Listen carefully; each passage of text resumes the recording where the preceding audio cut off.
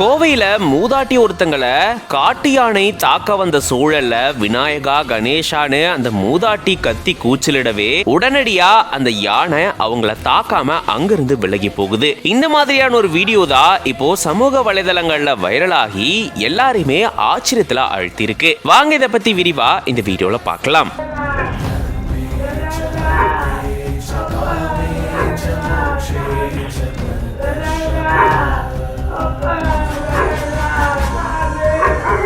கோவை மாவட்டம் பேரூர் பக்கத்துல இருக்கு மாதம்பட்டி கிராமம். இந்த கிராமத்துல கோடை காலங்கள்ல அடிக்கடி வனவிலங்குகள் ஊருக்குள்ள நுழைஞ்சு அங்க இருக்கக்கூடிய உணவுகளை எடுத்து சாப்பிட்டு போறதா சொல்லப்படுது. குறிப்பா கோடை காலங்கள்ல காட்டுக்குள்ள தண்ணீர் பற்றாக்குறை ஏற்பட்டதுனால தண்ணீருக்காகவே நிறைய வனவிலங்குகள் இந்த ஊருக்குள்ள வர்றதும் வழக்கமா இருக்கு. அந்த வகையில தான் ஒரு காட்டு யானை பாத்தீங்கன்னா இரவு நேரத்துல இந்த பகுதியில வந்ததா கூறப்படுது.